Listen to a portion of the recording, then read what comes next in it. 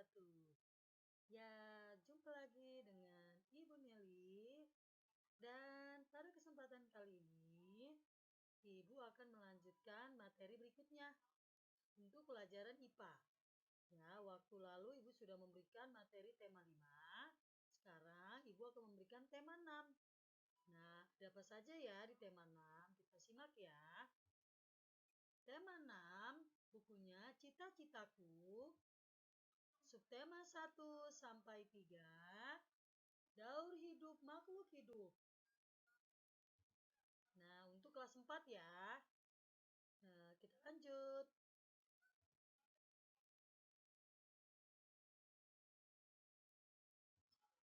Nah, adapun tujuan pembelajaran yang Ibu berikan. Ya, dari video ini atau dari materi ini adalah pelajaran IPA dengan KD 3.2. Nah, yang pertama, tujuan pembelajarannya, kalian mampu membandingkan siklus hidup beberapa jenis makhluk hidup serta mengaitkannya dengan upaya pelestariannya. Nah, ya, jadi kalian bisa memahami apa yang Ibu inginkan untuk materi ini. Oke, next kita lanjut.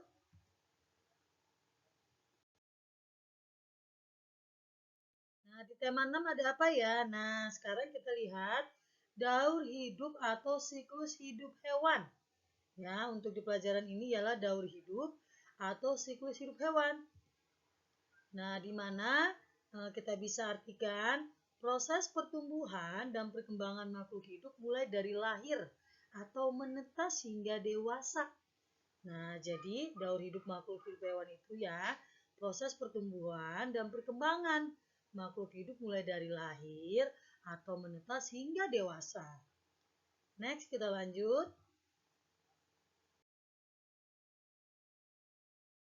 Nah, di sini ada istilah dan definisi yang terkait dengan daur hidup hewan. Nah, sebelum kalian mengetahui lebih jauh untuk pelajaran metamorfosis, larva, nah ini adalah istilah dan definisi yang terkait dengan daur hidup hewan. Ya, jadi daur hidup hewan itu tidak jauh dari apa yang Ibu sebutkan nanti. Oke, kita simak. Nah, yang pertama ialah daur hidup hewan itu pasti mengalami metamorfosis. Nah, yang kedua ada larva. Nah, yang ketiga kepompong atau pupa. Yang keempat nimpa. Yang kelima imago. Nah, di sini kita akan jelaskan pengertiannya ya di slide berikutnya. Silakan disimak.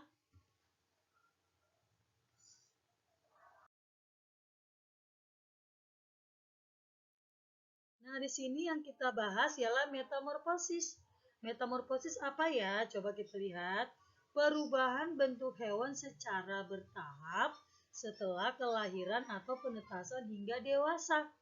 Ya, jadi kalian harus bisa membedakan apa itu metamorfosis dan selanjutnya larva dan selanjutnya nimfa ya. Kita bedakan nanti ya.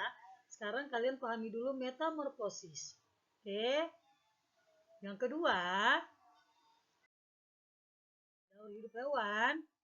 Nah, di sini ada larva. Nah, larva itu apa ya? Kita lihat. Di sini adalah bentuk muda hewan yang perkembangannya melalui metamorfosis. Nah, di sini larva itu ada larva kupu-kupu ya. Yang kita ketahui larva kupu-kupu dan ngengat disebut ulat. Ya. Jadi nanti ada proses dari metamorfosis kupu-kupu. Nah, pasti nanti ada prosesnya larva. Nah, larvanya itu kupu-kupu itu disebutnya ulat. Oke. Dan ada larva lalat. Nah, ada ataupun beberapa kumbang dikenal sebagai berengah atau belatung. Ya, jadi larva lalat atau kumbang nanti namanya belatung. Beda dengan kupu-kupu. Kalau kupu-kupu ulat namanya. Tapi kalau larva lalat atau kumbang belatung. Nah, di sini ada larva lalat buah yang biasanya ditemukan pada buah disebut sebagai ulat buah. Ya. Jadi kita lihat. Next, di sini ada larva kumbang besar disebutnya uret. Ya. Ada larva nyamuk. Nah, larva nyamuk itu disebutnya kalau dikenal jentik. Jentik ya, jentik-jentik nyamuk. Nah, itu adalah larva khusus nyamuk. Dan ada pun larva katak atau kodok ya, dikenal sebagai berudu atau kecebong. Oke, kita lanjut next. Yang ketiga, kepompong atau pupa. Nah, apa ya pengertiannya? Kita lihat. Kepompong atau pupa adalah salah satu stadium kehidupan serangga yang mengalami metamorfosis. Fase ini hanya didapati pada serangga yang mengalami metamorfosis lengkap. Nah, yaitu yang meliputi 4 tahap. Ada embrio, ada larva, ada pupa, dan dewasa. Pada stadium ini, struktur tubuh dewasa serangga mulai terbentuk dan struktur tubuhnya larva lengkap. Larvanya lenyap ya. Nah, kepompong umumnya inaktif dan tidak dapat bergerak. Kepompong umumnya terbungkus dalam lapisan pelindung. Nah, seperti kokon, misalnya kepompong laut ulat sutra. Kalau kepompongnya lebah namanya sarang. Kalau kepompongnya cangkang nih atau cangkang dengan seringkali menggunakan kamuflase untuk mengoceh predator tuh. Lihat, boleh dilihat di samping, dia menyerupai seperti kulit kayu ya. Padahal itu cangkang. Nah, jadi untuk mengecoh predator. Predator di sini maksudnya itu hewan pemakan dia gitu. Jadi dia dimakan sama hewan di atasnya ini. Gitu. Misalnya burung kan makannya ulat. Nah, jadi dalam proses kepompong ini dia melindungi diri, gitu ya. Jadi proses penyembunyian lah, menyembunyikan dirinya atau proses untuk mengalami suatu metamorfosis sempurna. Oke, next kita lanjut. Berikutnya ada daur hidup yang berupa apa?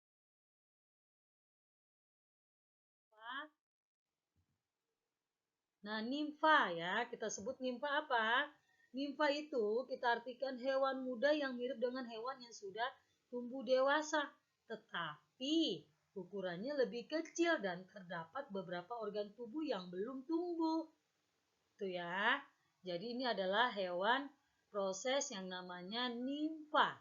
Oke, next kita lanjut. Contohnya di sini ada telur kecoa menetas menjadi kecere, yaitu kecoa kecil. Ya, nanti kita bahas ada di metamorfosis tidak lengkap untuk kecoa ya. Kita simak. Next kita lanjut. Nah, untuk daur hidup yang berikutnya, biasanya untuk di hewan itu ada imago. Nah, imago itu adalah tahap akhir dari metamorfosis di mana dalam fase ini hewan tersebut telah memiliki alat reproduksi sempurna dan telah siap untuk melakukan proses perkawinan. Jadi ini yang imago ini adalah tahap yang terakhir. Jadi metamorfosis atau kalau kita bilang misalnya kupu-kupu berarti sudah kupu-kupu dewasa, sudah punya alat reproduksi sempurna ya. Jadi bisa melakukan proses perkawinan kembali. Oke, next kita lanjut.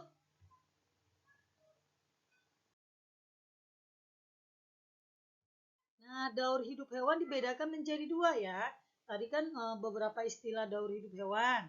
Ya, tadi ada metamorfosis, ada kepompong, ada nimfa, ada imago, dan lain-lain ya. Sekarang kita bedakan. Daur hidup hewan itu bedakan menjadi dua. Apa ya? Sekarang kita lihat. Daur hidup tanpa metamorfosis. Ya, yaitu apabila tidak terjadi perubahan bentuk pada hewan untuk menjadi dewasa selain bertambah besar, contohnya ayam, kucing, kambing, ikan, dan burung. Ya, berarti ini adalah daur hidup tanpa metamorfosis. Oke, next berarti kita lihat contoh daur hidup hewan nih, Ibu jelaskan ya untuk hewan ayam. Berkembang biak dengan cara bertelur. Jika dierami, telur-telur ayam akan menetas dan mengeluarkan anak ayam. Nah, anak ayam akan berkembang menjadi ayam dewasa. Anak ayam baru menetas memiliki bentuk kecil yang mirip dengan induknya. Nah, sejak lahir hingga dewasa, tubuh ayam tidak berubah bentuknya, hanya ukuran tubuhnya saja yang semakin besar dan warna bulunya yang semakin jelas. Nah, ini adalah daur hidup hewan tanpa metamorfosis. Yang Ibu contohkan adalah ayam. Oke. Next. Nah, ada yang kedua yaitu daur hidup hewan dengan metamorfosis. Berarti tadi daur hidup hewan yang pertama tadi tanpa metamorfosis. Sekarang dengan metamorfosis. Nah, sebelum kalian melanjutkan metamorfosis, nah ternyata metamorfosis itu ada dua macam, ya. Ada dua macam. Yang pertama apa ya? Kalian boleh lihat di buku paket kalian. Nah, ada metamorfosis sempurna. Ya, jadi metamorfosis ada dua. Nih, jadi ada yang sempurna dan ada yang metamorfosis tidak sempurna. Nah, ini dari materi adalah daur hidup hewan dengan metamorfosis. Oke, next kita lanjut. Nah, metamorfosis sempurna, apa ya pengertiannya kita lihat. Metamorfosis yang mengalami 4 fase. Nah, yang di awal tadi ya, Ibu sampaikan. Telur, larva, pupa atau kepompong, dan imago. Nah, hewan yang mengalami metamorfosis sempurna mempunyai bentuk tubuh yang sangat berbeda pada setiap tahap hidupnya. Ya, contohnya nih kita lihat di buku paket kalian juga ada kupu-kupu, nyamuk, lalat, dan semut. Nih, kita bahas contoh dari metamorfosis sempurna pada kupu-kupu ya. Kita lihat, nah di sini ada yang pertama kali yaitu kupu-kupu yang siap bertelur, mencari tanaman yang cocok untuk meletakkan telurnya. Berarti proses pertama kali ialah telur ya. Telur ya, kita simak di sini telur. Yang kedua, telur kupu-kupu ya, masih lanjut telur kupu-kupu. Nah, telurnya setelah ada proses telur berarti menetas. Nah, jadi nanti setelah telur menjadi larva. Nah, jadi metamorfosis kupu-kupu yang pertama ialah telur, yang kedua ialah larva ya. Larva atau sama dengan ulat. Nih. Next kita lanjut. Dan dari proses setelah telur, proses keduanya larva, lalu yang ketiganya ialah kepompong. Oke, next kita lanjut. Nah, proses kepompong akan menetas menjadi kupu-kupu. Nah, kita lihat gambarnya nih ya. Yang pertama tuh ya. Yang pertama kita lihat di situ tuh ya. Sudah disampaikan tadi telur ya. Ya, telur lalu ada prosesnya setelah telur menjadi larva tuh. Ya, larva. Yang ketiga setelah proses menjadi larva berarti yang keempat menjadi itu larva kepompong. Baru setelah kepompong menjadi kupu-kupu ya. Perhatikan nomor 5 tuh lihat. Oke, disimak ya. Next kita lanjut. Nah, metamorfosis sempurna pada nyamuk. Ya, kita lihat pada nyamuk. Proses pertama ialah telur, yang kedua jentik atau tempayak, yang ketiga pupa atau nyamuk dewasa. Kita lihat. Nih, lihat daur hidup nyamuk ya. Tadi Ibu bahas tadi pertama telur. Yang atas tuh ya, yang bacaan X. Ya, telur, kedua jentik. Mana jentik? Nah, itu larva ya. Tuh disebutnya jentik. Kalau dalam nyamuk itu jentik namanya. Kalau dalam kupu-kupu larva ya gitu ya. Lalu yang ketiga pupa. Tuh lihat ada bacaan pupa di gambar. Dan yang terakhir baru nyamuk dewasa. Gitu ya. Ini adalah proses metamorfosis sempurna pada nyamuk. Next kita lanjut. Nah, yang ketiga ialah metamorfosis sempurna pada katak yang akan Ibu bahas. Yang pertama, kalian harus pahami ada telur ya. Telur katak nih. Kedua, brudu. Yang ketiga, katak muda dan katak dewasa. Kita lihat gambarnya tuh. Pertama, telur. Yang kedua, brudu atau kecebong ya. Yang tadi Ibu sampaikan di awal ada telur, brudu atau kecebong kalau dalam katak. Katak muda baru katak dewasa. Gitu ya. Next kita lanjut.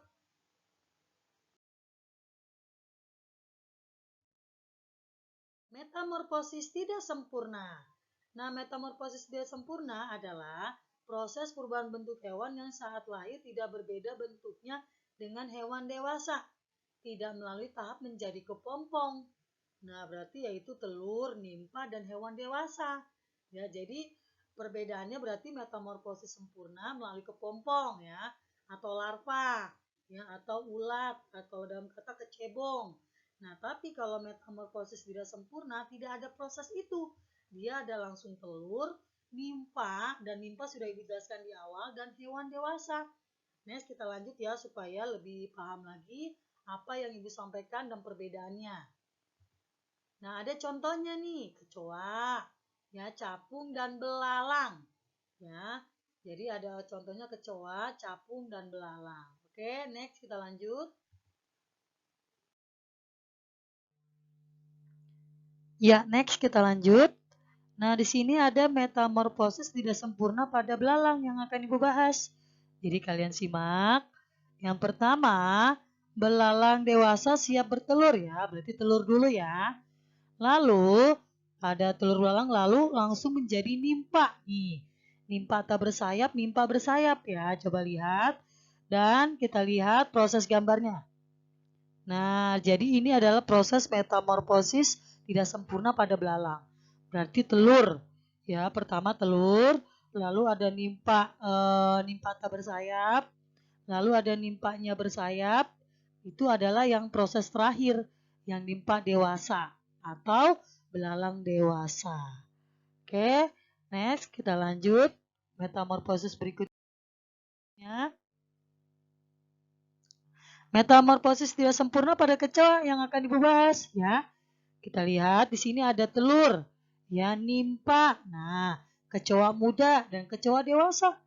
Jadi bedakannya dengan metamorfosis sempurna itu sangat gampang sekali. Kalau metamorfosis sempurna melalui kepompong, pupa, larva. Nah, macam-macam ya. Tapi kalau dalam tidak sempurna hanya proses nimpa saja.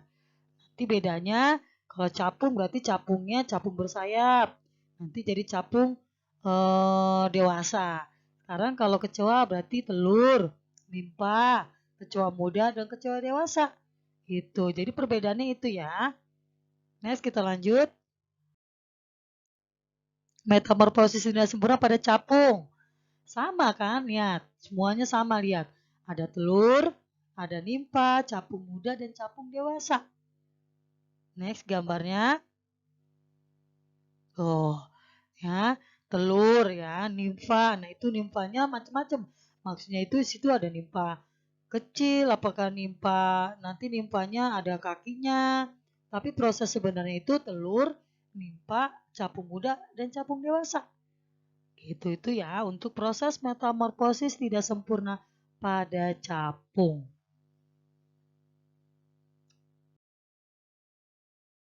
Nah, untuk materi berikutnya ada di subtema 3, kita lihat upaya pelestarian hewan dan tumbuhan. Ya, berarti kita sudah mempelajari daur hidup hewan. Ya, tadi sudah bermacam-macam Ibu jelaskan. Sekarang kita materi subtema 3, upaya pelestarian hewan dan tumbuhan.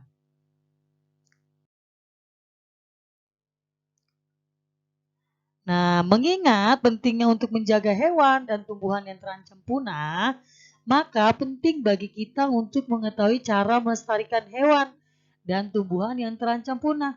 Cara sederhana untuk melestarikan hewan dan tumbuhan yaitu dengan menyediakan makanan, air, dan tempat tinggal yang layak.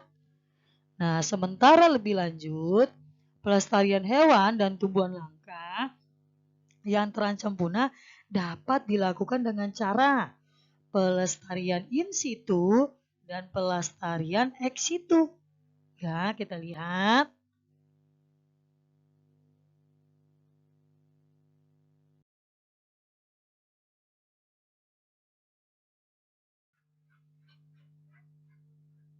Ya, next kita lanjut. Nah, di sini ada pelestarian in situ. Pelestarian in situ adalah pelestarian yang dilakukan di tempat asli hewan atau tumbuhan tersebut berada. Contohnya yaitu pelestarian yang dilakukan di hutan lindung, suaka marga satwa, dan taman nasional.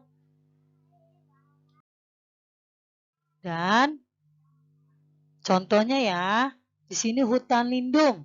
Ya, hutan lindung adalah kawasan yang melindungi tumbuhan. Dan yang kedua, suaka marga satwa, yaitu kawasan yang melindungi hewan. Dan yang ketiga dari contoh in situ, yaitu taman nasional, yaitu kawasan yang melindungi hewan dan tumbuhan. Nah, next kalian pahami boleh dan kita lanjut ya. Dan yang kedua ada pelestarian ex situ. Nah, pelestarian ex situ itu apa? Kita lihat, yaitu pelestarian di tempat hewan yang tumbuhan asli itu berada. Sebaliknya, pelestarian ex situ adalah pelestarian yang dilakukan di luar tempat tinggal aslinya. Hal ini dilakukan jika hewan atau tumbuhan tersebut kehilangan tempat tinggal aslinya yang disebabkan oleh kerusakan. Pelestarian ex situ juga dilakukan guna untuk upaya rehabilitasi, penangkaran, dan pembiakan hewan maupun tumbuhan langka. Next, kita lanjut. Contohnya, di sini ada pelestarian ex situ, ada kebun botani.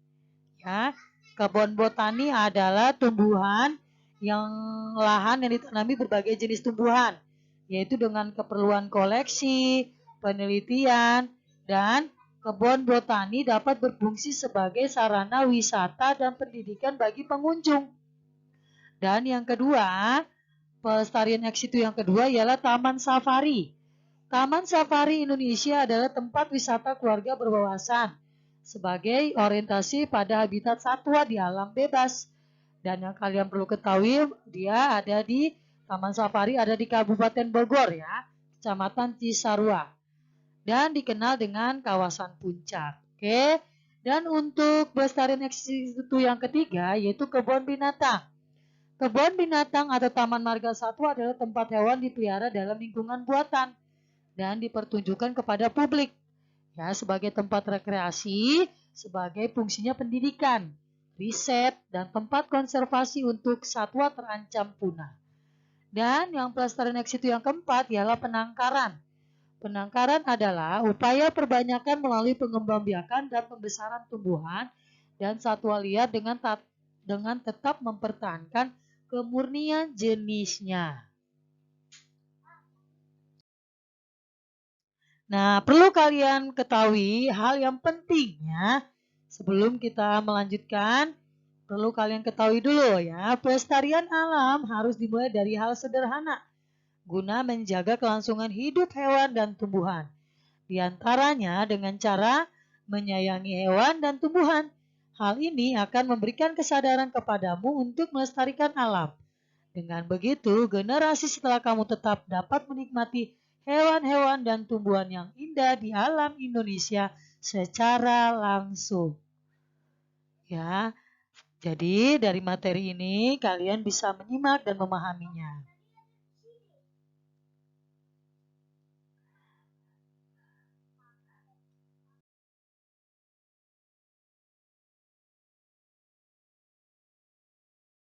Nah, alhamdulillah untuk materi selanjutnya selesai. Ya, dari materi yang Ibu berikan ataupun video yang Ibu berikan, kita selesai ya. Dan kalian jangan lupa ya dukung terus video-video atau materi-materi Ibu yang Ibu berikan ke kalian. Oke, dan mohon maaf jika Ibu ada kesalahan. Untuk kalian ingin tanyakan, boleh langsung ke email Ibu ataupun dengan nomor WA Ibu. Ya, Ibu akhiri, mohon maaf.